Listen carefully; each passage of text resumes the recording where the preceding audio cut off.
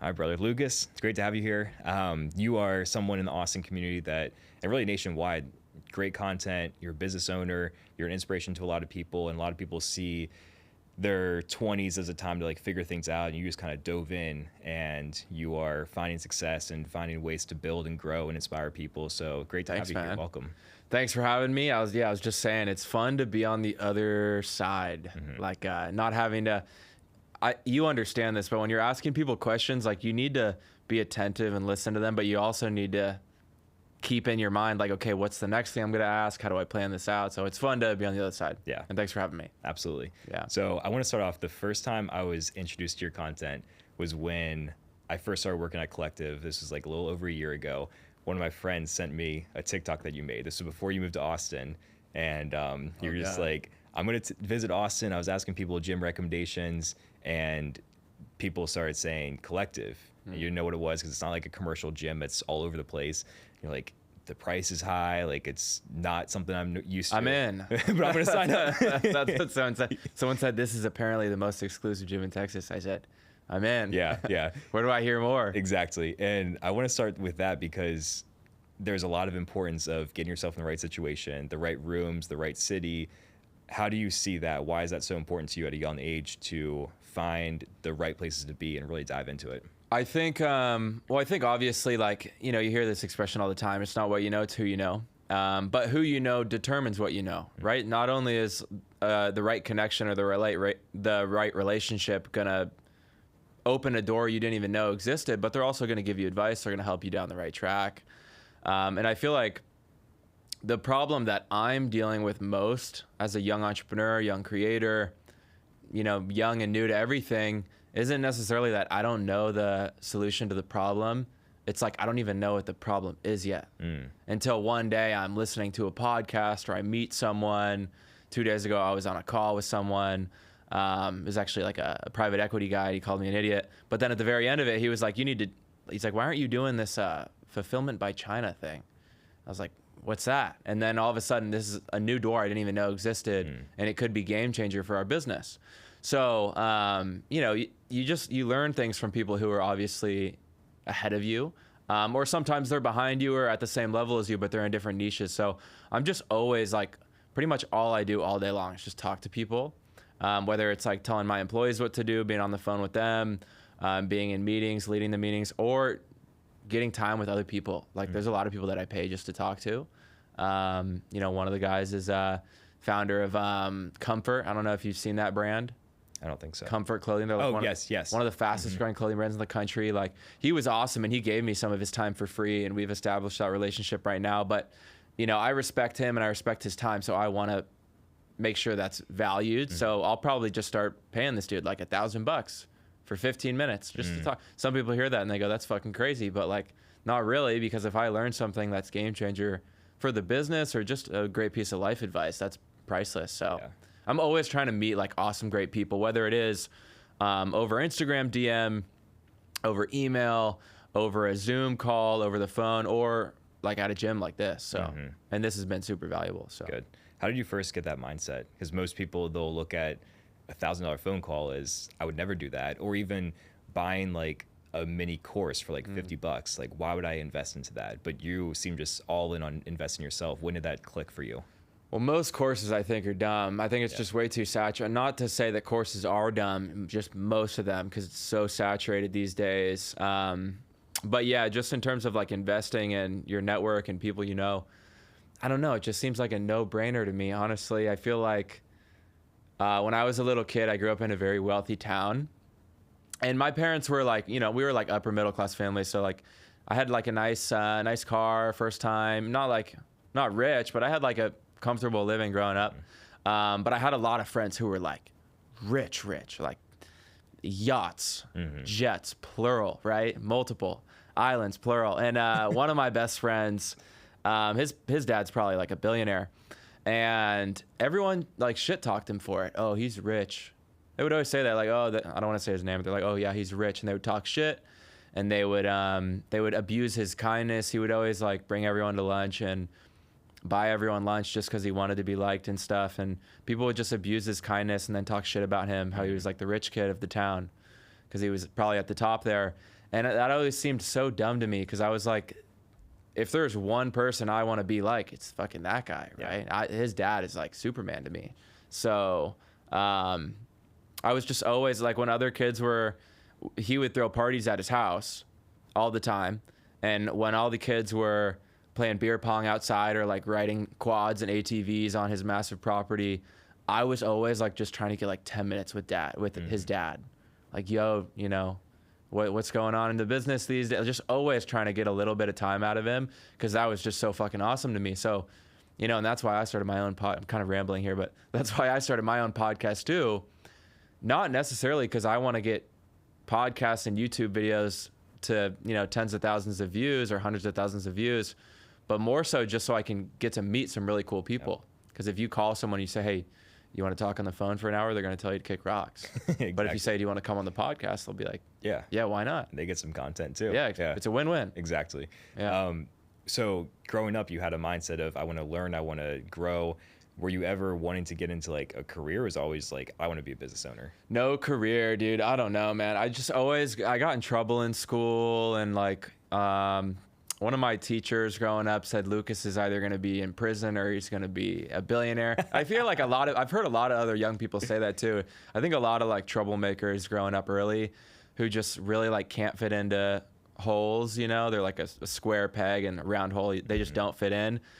You're really like fucked if you don't figure it out on your own, because it's not going to work for anybody else. I would probably get fired working at most places, or I jump off a bridge. I don't know. Like, I can't do that, bro. I can't do it. I've had multiple jobs. I worked tons of restaurants throughout high school. I had 3 different restaurant jobs. And I was always a really hard worker. I was the hardest worker on all my sports teams, but I had a big problem with authority. Like any other person telling me what to do, anybody being in charge of like my, you know, future. I had a football coach that I beefed with a ton, and I didn't feel like I was given the opportunity I should have had in our senior season.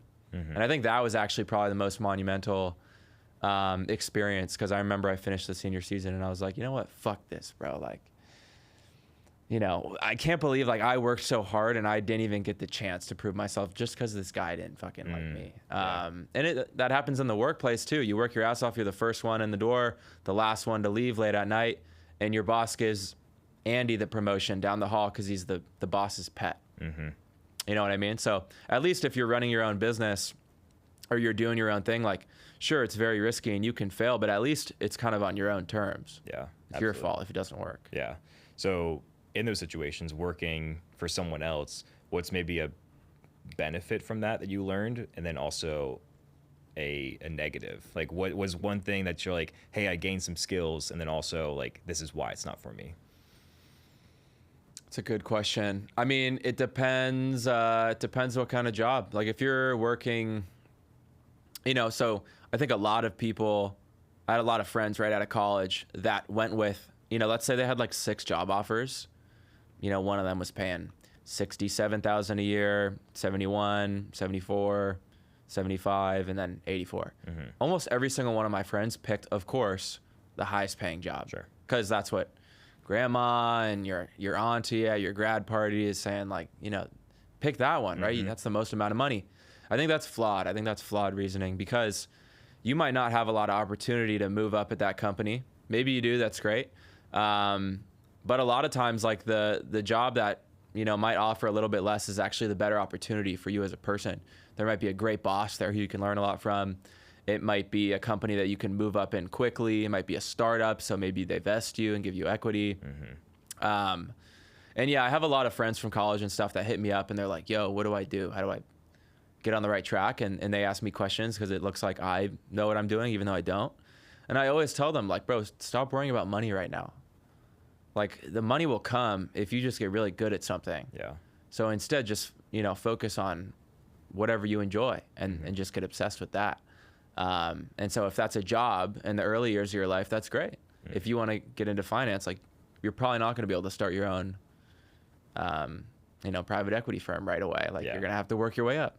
That's so good. Because I think a lot of people, they compare themselves to friends, even people older that have more experience. Like, they're making this much, they have this car, they bought their first house, and they feel like they're way behind. But you almost need, like, if you're going down that path, a different route of investing into yourself and building a business and getting around the right people, there's a process, and you really can't skip it, of just working and grinding and not taking that paycheck and maybe sacrificing some money, sacrificing other things, because you understand there's a longer game. Dude, involved. yeah. I mean, and I try and talk about this a lot because I think it's really important, but I started my business at the end of junior year of college. And, I had a whole, 9 to 5 that summer, but right before that 9 to 5, I was like day trading, and then I'd get home from the 9 to 5, and then I would work on this business for the rest of the night. And I was also posting like 20, 25 TikToks a day. Holy shit. So I was like, because, once again, like if the boss found out, I would have gotten fired. Thankfully, he was like out of the office for a couple of weeks because he had COVID. Yeah. But I was literally like in my office room at this job, spamming TikToks all day, right? Because I was like, I got to get out of here. Sorry, say what? What were the TikToks back then? It was like lots of self-improvement, confidence, stuff like that. Just like general life advice type stuff. Even like self-care stuff, I think. Yeah. But yeah, the point of me saying that is so I not only had the 9 to 5, but then I worked right before it and right after it. Day trading thing obviously didn't work out. Lost a little money there. Also worked on the weekends. And then all through senior year at college, I still had a good time, but I was still building the business. And I was probably putting like 5 or 6 hours in a day on it. I didn't pay myself once. And then I went all in on that right after I graduated college instead of getting a job. And I still didn't pay myself for the first 7 months after that, right? I didn't really start paying myself until the spring of 2024, this year. Thankfully, I was making some decent money off social media at that point, so I was able to survive off that. And I really just don't spend that much money.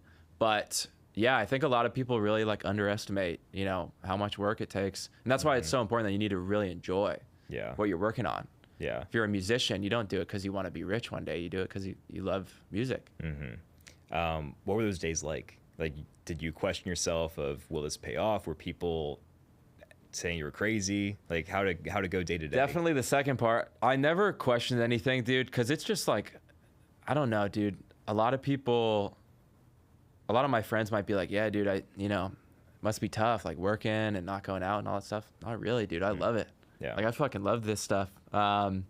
And once again, if you really if you work a job that you hate, in my opinion, and what it seems like to me, you actually make less money at the end of the year. If you worked a job that paid you $110K a year, but you fucking hate it, and then you're going out and drinking your sorrows away on the weekend, and you're buying tons of nice stuff, materialistic things, so you can fill that void of unhappiness and sorrow, you're probably going to end up with less money at the end of the year than if you worked a job that paid $70K, but you loved it so much that like you showed up to the office early. Let's say you're like a veterinarian, you love animals. Like you show up early, you leave late, you're not buying nice things because all you want to do is get better at this and hang out with animals. And you don't want to go drink on the weekends because then you're not going to feel good on Monday. You know what I mean? So you actually end up with more money in most cases. And for me, I just like it so much. It's like a video game. So there's never been any like periods of doubt or stress, or actually there's a lot of stress, but never any periods of like doubt, but definitely a lot of people talking shit, especially like, cause I'm, it's pretty public with like what I'm trying to do. So, I mean, even like I could show you a video right now. I posted a video yesterday and everyone's like, someone commented like sending hate from Australia. And I was like, thanks, bro. Yeah. And, yeah, and there's a lot of people on the internet that talk shit. Right now, it goes in waves. Right now, my TikTok is getting flamed, and then my Instagram's very positive. But who knows? I might switch in a couple of months. Yeah, and you do a good job like responding to people and having that back and forth. Yeah, I try and have fun with it. Yeah. Did that ever bother you when people are giving you hate? Because now it just seems like you have fun with it. It doesn't bother you. What about like a couple years ago when that first message came in? Maybe like at the beginning, but I always, I think you have to think less about what's actually being said and more about the person who's saying it, Yeah. Like, there was this one guy in particular. Can't even speak his name. You probably know who this is, though. He was making videos shit-talking me He's been doing it for like 2.5 years now, since I was in college. And it's because I originally like told him to kick rocks when he tried to work with me, because he's like a well-known scumbag in the young entrepreneur industry. So I told him, kick rocks. Like, I don't want anything to do with you. And he's been making videos shit talking me since day one. That doesn't really hurt my feelings, because I look at him as like a very sad individual. Like, this dude is just angry, you know? If it was someone I really respected, like take like Devin, for example, right? The founder of this gym and this studio this studio's in the gym, and he's the founder. He's someone I think is just like an awesome, great guy. And I have a lot of respect for him. If one day I saw a video of him saying, yeah, man, I just, this Squidhaus thing, it's just not like, you know, I hope it works, but, you know, I'm just not feeling it. That would hurt my feelings a lot more than some nobody on the internet in their dark room, just spamming away because they're angry at the world.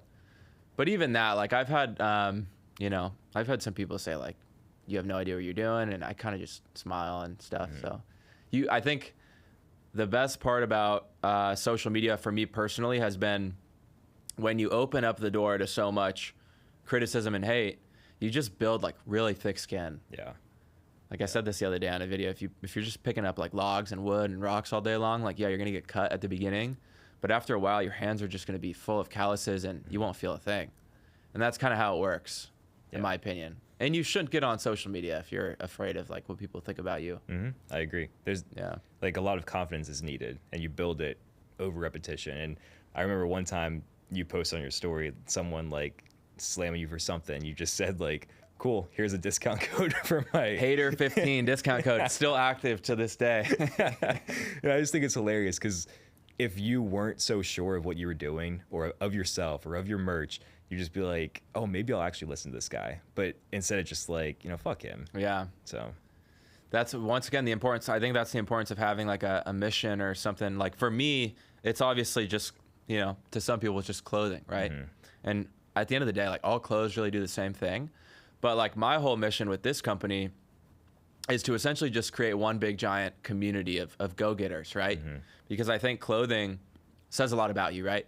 And so my long-term goal, just kind of like how Lululemon did it in the early 2000s with the boss girl archetype, I want Squidhaus to be a brand where if you see someone wearing it, any one of our products, there's a pretty good chance that that person's getting after it. That person's ambitious. That person wants to stand out. They're not afraid of being a black sheep. Like, that's the whole goal and the vision with this brand. And once again, yeah, it's clothing, but it's meant to be like it's not for everybody. It's for a certain type of individual.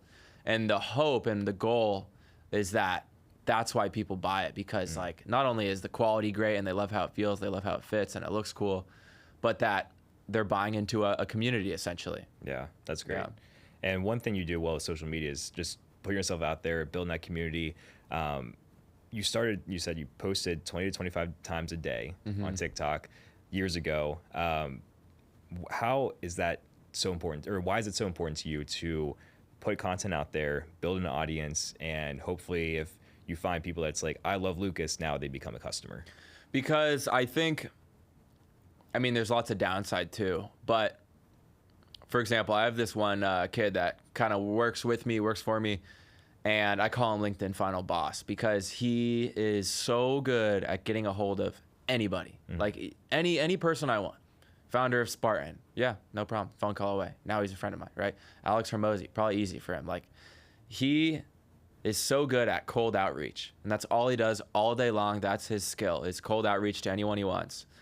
But then there's the other side where you can try and build something that makes people want to come to you, you know? So I'm a big proponent of this whole idea of like building your garden. So for me, instead of outreach and DMing and LinkedIn people and email people, I just made tons of videos and said like, yo, I'm Lukas, this is what I'm doing. These are my viewpoints and perspectives on the world. And I just kind of tell everyone who I am. That way, if you don't like me, you know that, right? It's out there. Yeah. It's like a great way to explain it in a way that people can understand is like, a while ago, I remember my dad told me, he was like, you know, I don't like those tattoos on you. And I think, you know, people are going to respect you less if you get tattoos. And I said, good. Because if you look at me and you don't want to be my friend or do business with me or invest in my company, whatever, because of the tattoos, that's good, because now we got that out of the way. And I can only be around people who like value me for who I am, what my true opinions are, my true viewpoints, right? It's the same thing as like, I just got this tattoo like 2 days ago. It's a guy with no mouth. It's just gone. And he's got X's on his eyes, like he's dead. And the whole point is like, if you can't live your true self, what's the point, right? Better to be dead than not be able to speak freely. Yep. And so, you know, with the whole social media thing, I just talk about whatever it is I'm interested in, or whatever stance I have on certain subjects. And then, you know, kind of naturally, I've just been able to build like a really cool circle of people who also agree with me and share similar standpoints. Yeah. I think you're a good example of just posting stuff, being authentic. I was talking to someone recently who goes to the gym, and we're talking about content and like when to post, editing videos, captions, hashtags, whatever. And I was like, yeah, like you hear this, that, and the other. And I was like, also there's Lukas who posts a video. There's no caption. He just talks, and it's like over the recommended time for Instagram. It goes crazy, and he gets engagement. Or it doesn't at all, to be honest. Like I've posted great videos and they get 3,000 views, and I'm like, dude, what the fuck? Like that was a really important point I was trying to get across. No one cares. That's another great reason though to kind of hone in on the hate, because a lot of times the videos that do really well, there's two types of videos that do really well. There are three types actually, and there's no in between in my opinion. There's the videos that it's like super wholesome and everyone just loves it, right? Like a military dad coming home to his kid at elementary school. You can't not like that video, or else you're a piece of shit. Be sick. Right? And and those videos go crazy viral. Then there's also like the crazy controversial ones. And then there's the ones right in the middle, which are the best in my opinion, because you got a lot of people arguing for you, you got a lot of people arguing against you, or whatever it is, the subject you're talking about. And I feel like almost all the videos I've posted that have gone crazy viral are people, you know, fighting back and forth in the comments. Because then you'll see one person commenting like 20 times, arguing with some other random person across the country or across the world. Yeah. And I'm like, couldn't be me. Like that's a waste of time, to be honest. But it helps. Yeah, it helps the video grow. Yeah. So you do have to kind of, I think the more you walk the line, the less viral your video is going to be, to be honest. Okay. What like have you seen change in your content? Are you becoming more bold now you go through the process, or is it always just like, I'm just going to say what's on my mind? In terms of, I mean, I don't really create videos to go viral. I just create videos to get a point across. And in my opinion, and I think this is important for people to understand, everyone kind of views like views as the most, like that is what a good video is. But in my opinion, if you are trying to create business content, right? You're trying to push some sort of message, and you make some funny video like role playing a toxic relationship. If that gets 2 million views, that might seem like, oh, it's awesome, my video went viral, but that doesn't do anything for your personal brand. Yeah. You know what I mean? Like I know a lot of guys who have had like crazy viral videos, but it doesn't really convert at all for their business, or doesn't actually bring them that many followers. And I would argue that a video that gets 5,000 or 10,000 views, but just really hits home to like a couple dozen people, is just as valuable as a video that gets 2 million views, but is kind of like nonsense. So for me, it's just, I try and always keep a point of like making videos that I wish I could have seen yesterday. You know, that's my whole strategy. If I learn a great lesson from you, or I make a big mistake and I learn a great lesson myself, I'll just record that. I'll post it. Sometimes it'll get 5,000, 100,000. The more you worry about views, I feel like you're just doomed for a stressful day. Because it's always, I mean, social media is always up and down. There's so few people who consistently always have views, like your Alex Earl types or Livy Dunn, whoever, you know? Yeah, I agree. And business today is so different than it was 20, 30 years ago. Like right now, you're all in on social media because that drives business. It builds your brand. One thing you also do well is getting quote unquote influencers and other people in your community or even around the country to start representing your brand.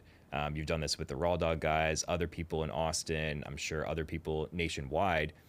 that can reach their audience, they can promote, they can be used in photo shoots, etc.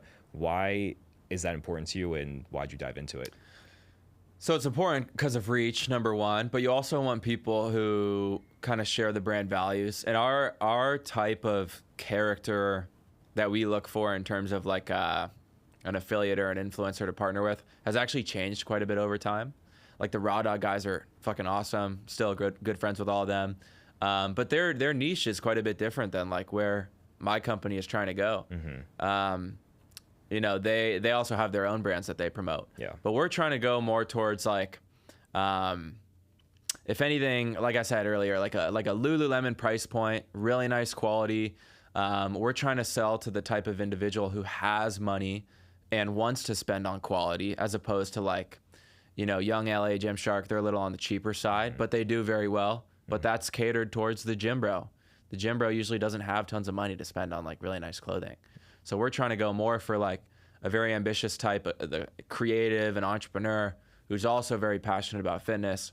So it's really important to make sure you're getting influencers and creators that fit that like image. You know what I mean? So that's something that I'm still trying to figure out today. Like this past week, I've been bringing on like 10 new great guys who I think are going to do really well for us.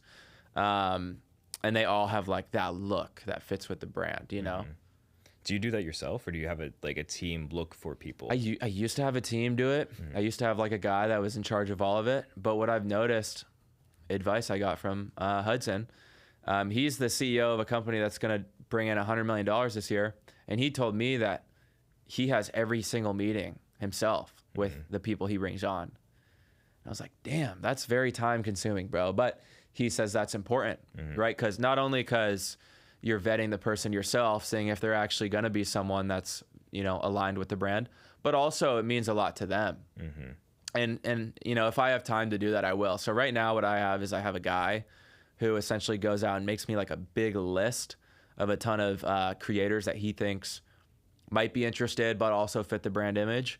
And then he kind of sends them my way, and I'll hop on a call and give them like the whole pitch. We started in our garage. This is what we're trying to do. And if I do a good enough job, then hopefully they want to come on board and help out. But yeah. That's good. How do you also build your team, people working for you? You mentioned your guy that does all the outreach and gets you in the room with the right people. How do you find people to hire? Are you doing that yourself? Because I think that's very interesting to outsource work. That's hard. That's probably the biggest problem I have, to be honest. And I think that's the biggest problem any great business owner has. Because at the end of the day, like it's your team that's gonna make your business great. It doesn't matter how great the one like Steve Jobs is one of the greatest, if not the greatest entrepreneur of all time. He also had dozens of people under him that were just studs at their craft. I think it might have been Bill Gates. I think it was Bill Gates. Yeah, he said Microsoft would be an average company if it wasn't for the 20 people at the top of their pyramid. And so the best leaders and CEOs, at least from what I've seen and heard, aren't necessarily the guys that are really good at everything. It's the guys that are really good at telling a story, because a story is what gets other A players involved. Because if you're a startup, you're probably not going to be able to pay as much as like another big company, a competitor. But you want people to put in those extra hours because they believe in the story and they believe in the vision. And so that's what I'm trying to always get better at. How can I find new people? And like, you know, right now I probably get, I don't even know, like 30, 40, sometimes 50 DMs a day from kids saying like, oh, I work for free. And, you know, my name's Jackson. I go to LMU. I'm a sophomore. Like, this is why I'd like to intern for your company. And I'm just like, guys, I don't know what to do with you guys. What I want is someone who comes in and says, yo, dude, you guys are really lacking in this area. This is what I would do to fix it if I was here. That would make me go like, wow, get this guy on board. Yeah. Just like the new the videographer I just hired. Like he knows how to build a whole team out, and he knows how to create a vision around building a very successful YouTube. I don't know anything about YouTube. So in order for me to get good at YouTube, I need to hire someone who knows what they're doing. For sure. Is there anything else you look for in employees? I think that's a great point right there. Like going the extra mile of planning something out, looking for problems or forecasting future problems and coming up with a solution. What about someone younger than you that wants to join? any skills that would be good to develop maybe in your late teens or early 20s if you want to be part of something like Squidhaus? That's a great question. I don't know. I think I never really have like a specific question that I ask people and they have to have like a certain answer. I usually just tell them, like, tell me about yourself, like, what have you worked on? Why do you want to get involved? And I feel like it's pretty, it's more of like a gut feeling than anything. All the people that, there's some people that you meet and right away you're like, I got to get this guy on the fucking, I don't know how, but I got to get this guy on the train because the train's going to go way further with this guy on it. And you can't even like explain it. You could just feel it sometimes. And then there's other people who have great answers and you just get a really bad feeling and you're like I had a startup one time, tech startup, and didn't go very far. But there was like this one dude who my friend, my co-founder, recommended come on our team. And then I could tell right away. I was like, this dude's shady as fuck. So I pushed him out. I said, and he was also on the deck for like 3 months and he didn't do any, or maybe it was 2 months, and he didn't do any work. He came on as a CMO, didn't do it, literally an ounce of work, and then pushed him out. And guess what? A year and a half later, or no, maybe about a year later, the business literally failed. It didn't go anywhere. No one made $1 off it. We lost our money that we put in. And it's not like this dude even put in a ton of work and felt like he was like wronged or anything. Like he just literally didn't do any work. So we said, sorry, bro. Like we're doing it without you. Yeah. Kicked him out. A year later, this guy goes and leaks all of our business documents to this dude who was like shit talking me on the internet. Holy shit. And this I wake up one morning and this dude's posting all these like, investor docs, which it was a terrible look for me because they were terrible documents. Like it was just like a horrible business pitch, but it was a rough draft before. And it wasn't even finished at the time this guy got kicked out. But think about that for a second. This dude, it's not even like we're a big successful company at this point and he's like mad that he didn't get to be a part of it. It didn't go anywhere. It failed. This dude was so spiteful a year later that he went out of his way to leak these documents. I called him about it. I go, yo, what's going on? There's only 3 people that literally have access to that drive folder. And he goes, oh my God, like maybe, I think I sent it to my buddy in college so he could like make a business presentation. He needed a template or an example. Like I'll find out. And the dude who posted the videos of these docs actually ended up, I FaceTimed him and I said, I'm going to sue you unless you tell me how you got those. And he FaceTimed me and turned the phone around and showed me the text from my old business partner saying, yo, here you go. Here are these. Whole ramble of a story. But the point is, I could feel from day one, like this dude is hella shady. You know what I mean? And I didn't necessarily have like the reasoning for it or any proof or evidence that this dude wasn't who he said he was, but I just felt something was off right away. Thank God I got him out at that point, because who knows what else could have happened. Yeah. Might have actually started the business. Maybe it would have been successful, and then all of a sudden we're in legal trouble. Someone runs off with money. Who knows? Yeah. So how did you respond to it? Did you get lawyers involved, or was it just like... No, because it didn't get me in any like trouble or anything. Yeah. What it was we started this company. We pitched it to investors. We really believed in the idea. And our first rough draft of our investment pitch had crazy numbers on it. It was saying like, we're going to do, I don't even remember, like 10 million year 1, 50 million year 2, just absurd numbers. But think about this. I was, junior in college. So I didn't really know what I was doing. And this guy leaked these documents and he's like, this is the guy that's always preaching business advice. Like, this is a horrible presentation. This makes no sense. Yeah. And my response to it was just like, bro, how many other kids are doing startups and pitching investors at 21 years old? You know what I mean? Like, yeah, it's ass. I'm trying. I admit that. Like, yeah. 100%. Like, never said it was good. That's why the business failed, obviously. But yeah, so didn't hurt me at all. It just kind of made me look dumb. But that wasn't even our main pitch anyway. Yeah, so That's great. I don't know if that answers the question. No, that was good. That was really good. I think that's an important lesson, because you can tell a lot from just your intuition, especially if you have like strong intuition. Like you can see the right people to be around, the right decisions to make. And if you don't follow that, you can get in some really big problems. Intuition is so important in everything, bro. And I think, you know, my friend explained to me what a gut feeling was the other day. He said, what do you think a gut feeling was or is? And I said, I don't know, maybe like, who knows? Some people think it's God. Some people think it's like an alternate universe. Some people think it's destiny. But my friend's theory on what a gut feeling is your body is able to look at this person you're talking with and recognize that like you're smiling and your eyes are blinking and your nose is perking up. Like they're called micro expressions. They're happening so fast that your brain actually isn't able to like comprehend them and understand them. But the way that like your facial expressions are moving while you're telling me something, my body can understand like this isn't necessarily all truthful. You know what I mean? Yeah. And so you get that gut feeling of like this person, I don't know why they're saying the right things, but something feels wrong about them. And this can be with like business partners, girls, guys. Like I've met, you know, I've gone on dates with girls before that seemed, you know, check all the boxes, all the right answers. Something just isn't right. Like, I don't know what it is. I don't have the explanation. I take it with what it is. I say, hey, sorry, like had a great time, you know? Yeah. Maybe see you again later. But that's about it, Peace. you know?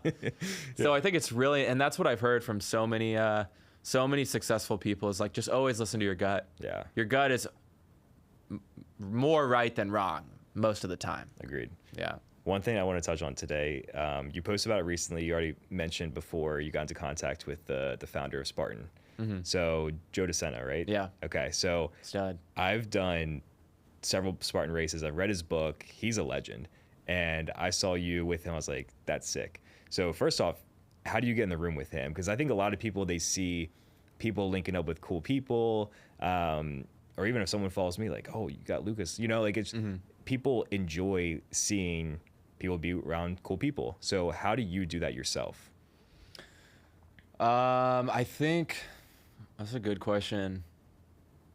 I think you just got to try and provide value, you know, like when I get DM'd and someone's like, you know, can we talk on the phone for 30 minutes? Like, no, like, what does that do for me? Yeah, you know, yeah. At least offer something.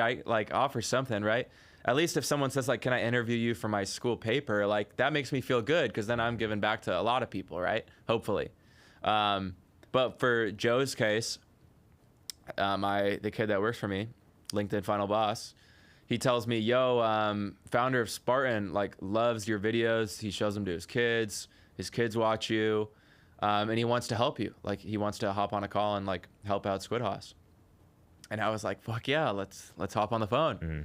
I guess he told Joe the exact same thing.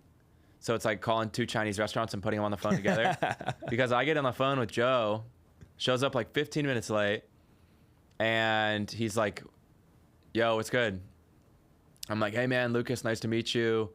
Founder of Squidhaus. He goes, yeah, I know who you are. What's up? What do you want? And I'm like, I thought you wanted to talk to me. Yeah, literally. I was like, right away I realized like, okay, so this is not going as planned. So literally on the spot, I just made this up. I don't even know how. I just go, to be honest, like I love Spartan and I think it's badass, but you know, you guys are not marketing to young people the right way. Like you guys suck at it. I literally said, you guys suck at marketing to young people. And he like that caught him by surprise. Yeah. Cause he wasn't even really paying attention to me. He was like, he was doing something. I forget if he was at his computer, but he wasn't like looking at the FaceTime. So he's clearly tuned out. What does this kid want? Wasting my time? Of course. And I go, you guys suck at marketing to young people. And he goes, and like turns and looks at me and he goes, what do you mean? And I said, Spartan is badass, but when I see Spartan commercials, like I think midlife crisis, middle-aged woman, like I don't see any young people, like, you know, it just doesn't like hit my heart, to be honest. And he goes, huh, okay, well, what are we gonna, or first he's like, yeah, you're right. He said, you're right. Like we're struggling with marketing to young people. And then he said, what are we going to do about it? And once again, still just made it up on the spot. I said, you know, I have this big following of mostly young, it's like 86% guys. Most of them are young. You know, most of them are into self-improvement because that's what I talk about. I said, give me a ton of free tickets and I'll fill up a portion of your race. So he gave me, still to this day, I have unlimited free Spartan tickets for my company, for my friends, for me, for anyone I want. That's sick. And he said that'll never expire, unlimited free Spartan tickets. And so what we did was we threw a combined, like, so Spartan usually has like 2,000 people at each race. Mm-hmm. They gave us like one time block for Team Squidhaus. And we sent out like 500 invites, 300 people pulled up. And yeah, we just ran a race out in San Diego, like all Squidhaus customers and fans, and, you know, the Raw Dog guys, some of our athletes came out, and it was a ton of fun. And then, you know, I thought it was an epic failure because we didn't really sell any gear, and everything got dirty and shit, and it was tough and cold and, you know, muddy and dirty. But he hit me up right after, and he's like, let's do 75 more of this. Wow. I was like, bro, I don't even know how I pulled this one off, honestly. I was like, I don't know how I'm gonna do 75 more, but I told him, I was like, give me some time to like actually grow this business to a bigger level, and then we'll come back and do some more collab stuff together. Yeah. But yeah, moral of the story though, I think a lot of people think they need to be prepared in order to get opportunities. Mm-hmm. And that's true. You need to sound like you're prepared though, right? So, you know, same thing. My creative director, I just found this out a week ago. He was on my podcast, and he admitted it on the podcast that when I first hired him, you know, first I had him in a photo shoot because he had a cool look. And then I said, hey, do you know anything about digital marketing? And I guess he was so broke. He had like $400 to his name. He was so broke and he couldn't pay his rent that he literally said, yeah, when he has no background in digital marketing at all. I said, do you know how to do digital marketing? He's like, yeah, I'm great at digital marketing. And he had no idea how to do it. And he said he took a course online and spent all day for 3 weeks straight trying to learn how to do it. And he sucked at it, to be honest. Like, we ended up hiring like an ads team, but he still works for us. Yeah. And he's our creative director now, and he's an awesome guy, and he's a stud. And the lesson there is like, you know, he just lied. Like, I don't encourage lying, but sometimes if you have the opportunity in front of you and you might not be fully prepared, I think it's better to just do it and figure it out once you're in there. It's almost like someone applying for a job and it says like, you need a master's degree. And like, everybody's just like, oh, can't apply for it. But like, just try, you know, like put it out there, see like. Well, that might get you in trouble if you just straight up lie about a degree. No, I'm saying like, if you say like, hey, I don't have a master's, but I'm going to apply anyways. And just cause like not everything has to be like checking every single box. Sure. You just could be like, hey, I'm kind of an incomplete candidate, but I can still do these things. I might work a little bit harder too. Yeah. It'd be like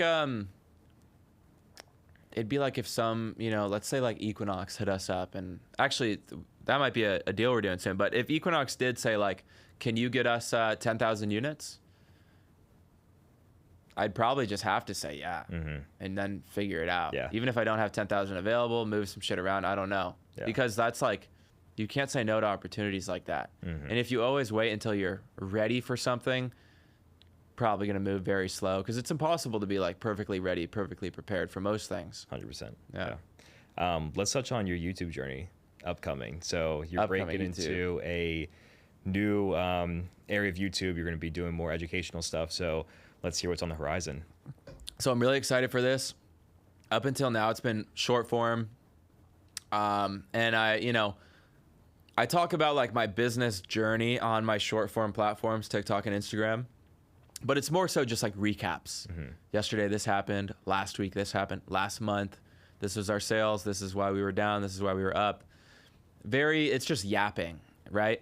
The goal with the YouTube, I just hired an amazing, so lots of shit happened. But first, I hired this insane videographer, worked for one of the best, or literally like worked for Mr. Beast at one point, and then Airac. So 2 of the top 10 YouTubers in the world.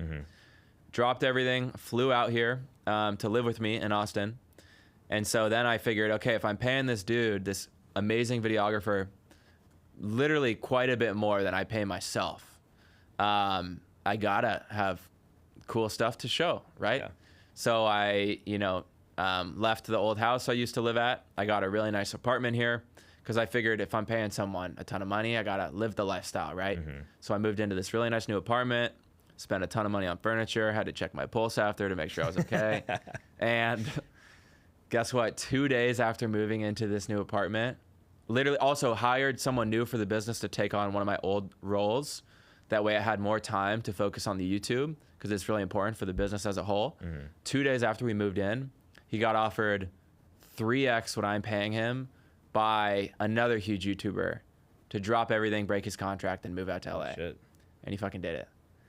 So that's like one of those things, like a lot of people like, you know, see entrepreneur lifestyle and all this and they think that's awesome, but you're constantly going to be dealing with some shitty ass, like spur of the moment, like disaster type situations. And that's one of them because I'm just like, bro, what? Like, Yeah. I just changed everything in my life to optimize for this situation. Yeah. And you're just gone. Like 2 days later, you're just gone. Woke up in the morning, dude was gone. But I was like, no worries, we'll figure this out. Ended up, I think I found a great new guy who's going to come with me this week to SoCal. And he might be even better, to be honest. He seems like a stud, quite a bit older than me too, veteran in the industry. But the whole idea for my YouTube going forward is it's going to be 50% about me building my business, Squidhaus. Behind the scenes, I'm going to do a whole series on trying to raise $3 million, which we're about to start. So I'm literally going to show like, you know, a POV perspective of me pitching like every single investor. How many meetings is it going to take? I don't even know. It might take 20, might take 200, but I'm going to have like, you know, meeting 1 in the corner. You're a fucking idiot. Okay, X, right? Meeting number 2. Yeah, not my thing. Okay, X. Meeting number 19. Yeah, I like it. Let's do it. So I want to, the whole point of this YouTube is 50% is going to be dedicated to me building my business. And it's just going to be really transparent, really honest. And like showing what it's like day-to-day life, what's actually going on behind the scenes. And then I'm really excited for this part too. The other 50% is going to be styled like the TV show Entourage. Okay. You ever seen Entourage? So it's going to be made like Entourage, but instead of focused on, you know, an actor's journey, it's going to be on an entrepreneur's journey. So what we're going to do is we're going to fly all over the country and hopefully around the world and meet up with like all these young studs in my network, guys that are my age, a little older, a little younger, that have built like actual successful companies, tens of millions of dollars, hundreds of millions of dollars even. Like a guy like Hudson, right? We're going to go to Miami. He's already said he's down for it. We did one with Joe, actually, Founder of Spartan last week. We went, did a ride along with him, you know, stayed at his place for 2 days, saw what his, like, what's it like living with the toughest CEO in the country. And then that is going to flow into the podcast because I think people's attention spans are so short today. It's impossible to educate them. If anything's boring for 2 seconds, they click out of it. But if you can get someone inspired first, then they'll stick around. That's my hope, at least. So the whole goal with this YouTube is I'm going to head up these insanely successful young stud entrepreneurs. We're going to fly out, spend a weekend with them or a day with them even, tour their office, tour their warehouse, ride around in their cars, check out their penthouse, whatever their lifestyle is, and go party with them if we need to. And that's going to be like the flashy, the grabbing part, right? Damn, this is what this guy gets to live like. That's fucking sick. And then at the end of this 15-minute long YouTube video, it's going to be, okay, if you actually want to see how this guy built a $50 million a year fragrance company, that's another one of the dudes, go watch our podcast together. That's genius. So thank you, man. It's going to be tough, and but like it fires me up. I'm so excited for it, dude, because it not only is just like such an awesome way for me to meet cool people and learn, but you know, the better this does, like the first video we filmed with Joe was so awesome. The better this does, once again, going back to the beginning point here, reach, right? If I can hit up like some crazy successful young stud entrepreneurs and say like, yo, look at how cool we made this dude look. And then we did this awesome podcast that got 50K views right after. Do you want to be a part of this? Who's going to say no to that? Exactly. Yeah. So that's the hope. Yeah. And there's like not much content like that out there. I haven't seen anyone do it. Yeah. Maybe Jordan Welch. He has cool, but his is ours is going to be a little different. Ours is going to be more like docu-series type of stuff, you know. I love that. I'm excited for it. Thanks, man. When you think about impact and legacy with all of your content and everything you're doing, what comes to mind? Like, what do you want to leave on people around you? So, I mean, I have multiple other businesses that I want to start after this one, and they all tie into the overall goal of my life and platform, which is just to like encourage people to like grow and level up. It's really that simple, because when I was a kid, I have a lot of tattoos about it. You know, like this is one, it's a privilege to be alive. I got this little kid right here looking at his older version of himself in the mirror. And I, you know, when I was a little kid, I was like suicidal, depressed, bullied like crazy, felt like I was a black sheep. I felt like a waste of air. And I still had like awesome parents and, you know, like I had a pretty awesome childhood compared to some in parts of the world. That being said though, like I almost killed myself. And now I feel like I have like the greatest life I could ever ask for. And that was tough and it took a lot of work.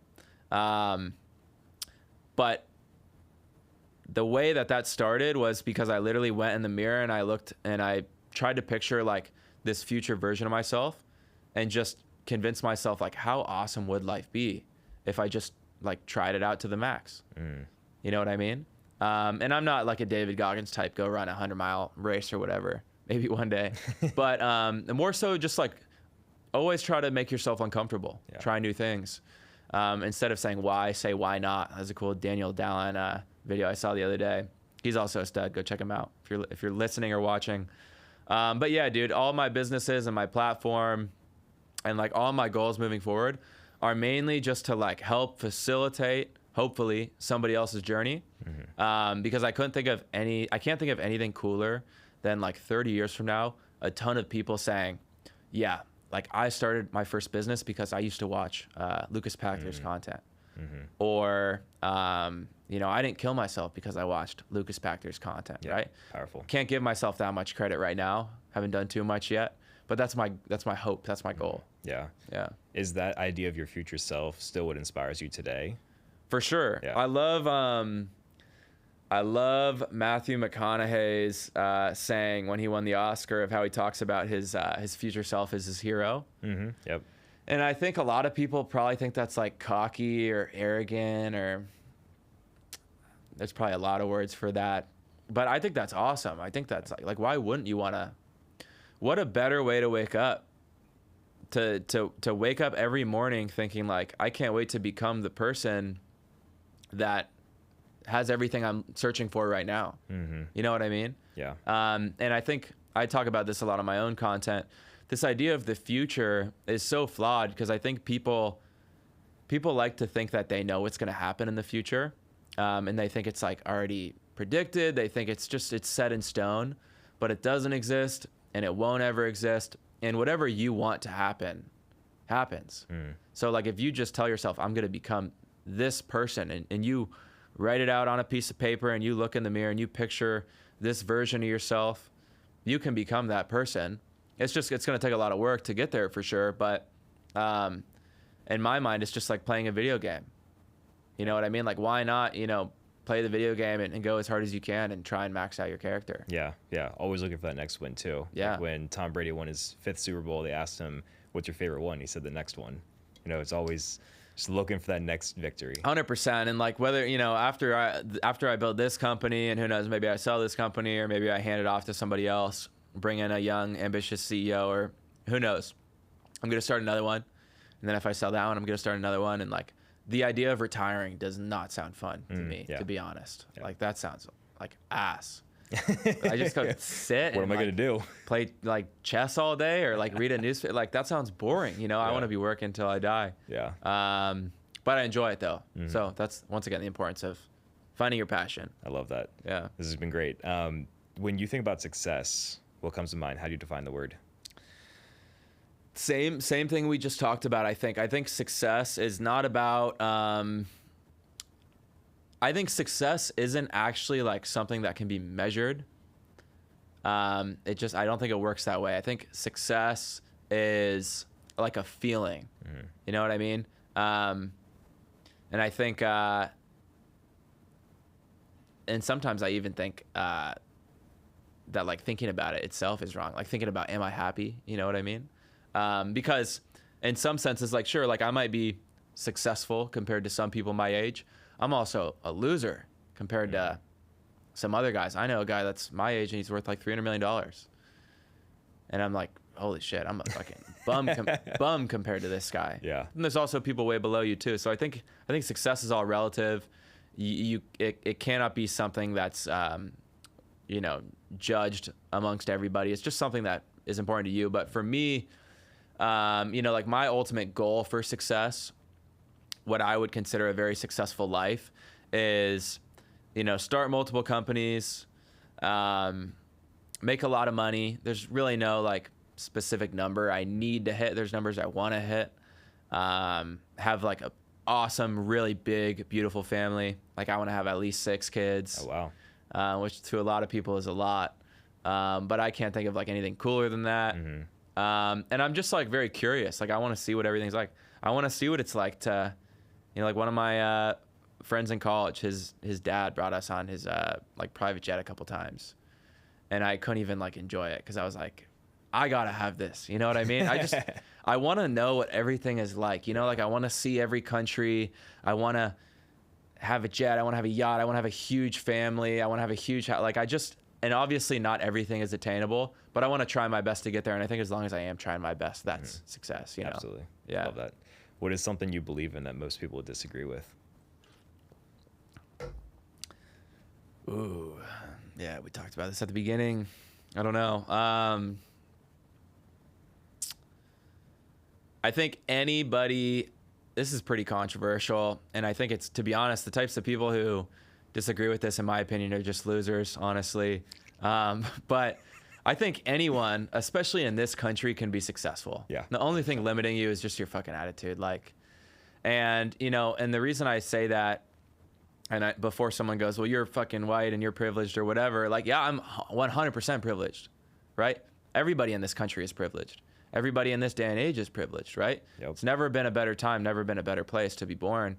And there's always somebody with less than you that did more, and there's always somebody with more that did less. Yep. So yeah, my controversial take is simply like, bro, like anybody can do it if they really want to, and the only thing holding you back is you. Like, sure, some people are definitely going to have a harder time than others, but also it might be an asset for you that you were born in a shitty place, right? Or like if your dad was a piece of shit and beat you, right? You might look at that as a disadvantage. In some ways, that's an advantage, because how much better of a father are you now going to be? Yep. Because you didn't get to experience that the right way. If you were born in a really shitty area, if you make it out, that's actually a much cooler story than being in a high middle-class family, upper middle-class family, and doing something cool with your life. You know what I mean? So there's always like good ways to look at everything if you can make it out, right? Yeah. And achieve something cool and impressive. But I think anyone can do it as long as they have the right attitude. I agree. And that might sound crazy to people, but there's so much evidence out there that people have done it. So many people have been dealt the worst cards ever, and they're just like, they become successful. Yeah, I think it was Morgan Freeman. He had that funny ass quote. He's like, the bus runs every day. Someone was like, oh, I was born in this shitty ass like small poor town, and he's like, well, the bus runs every day. Yeah. It's like $5 to get out of there. Yeah, it's gonna be uncomfortable and weird, and you might have to sleep under a bench your first. Bro, like one of my best friends growing up in high school, his dad owns like the premier landscaping company in the Napa Valley. Probably brings in like 10 million take home a year. Crazy house. There's like 6 cars in front of their house. All the kids have like Range Rovers, and my friend's dad, his first night in our hometown, he was an illegal Mexican immigrant. His first night in the hometown was sleeping under like this one bench. I'm picturing in my head. Wow. He told me at like St. Helena Park, it's like this one bench. He said, I slept under that my first night, and now he's living the American dream to the max. If he can do it, why can't you? Yep. You know what I mean? And you have way more resources, more than likely. Yeah. So, yeah. Yeah. Amen. Appreciate that. Yeah. Last question for you. For someone listening to this that they want to be successful in life, they just don't know how to get there, what is one piece of advice you'd leave them with? I mean, there's so many. Watch my TikTok. Follow. I mean, dude, I don't know what I'm doing. Like, I really don't. Every day is a new problem, a new challenge. I think just if you can just get okay with the idea of failing, that is like gonna be that's an asset, right? Like for me, for example, our business is growing and it's doing well, and I'm pretty happy with where it's at, but I'm also like very unsatisfied, and I feel like we need to grow much faster. So we made the decision that we're gonna go out and try and raise, like I said earlier, $3 million. And that's a crazy aggressive number. We're going to do $2 million this year in revenue. We're raising $3 million at a $20 million valuation. So that's trying to raise 10 times the amount of money that we're going to generate this year. And there is no doubt whatsoever that I'm going to hop on a lot of meetings and a lot of people are just going to call me an idiot. Yep. And be like, you're stupid, right? Like, this is not going to work. Good luck, right? Hang up, get upset, who knows? But I'm kind of like embracing that, you know what I mean? And I'll smile when someone says that, because I'll be thinking like, damn, you're missing out on an amazing opportunity to 10, 20, 30x your money right now. And you're the idiot.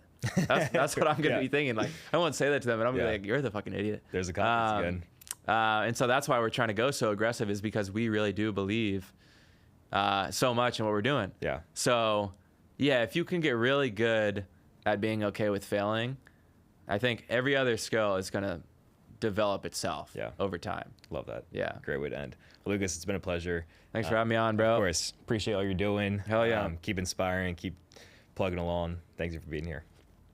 Thanks for having me.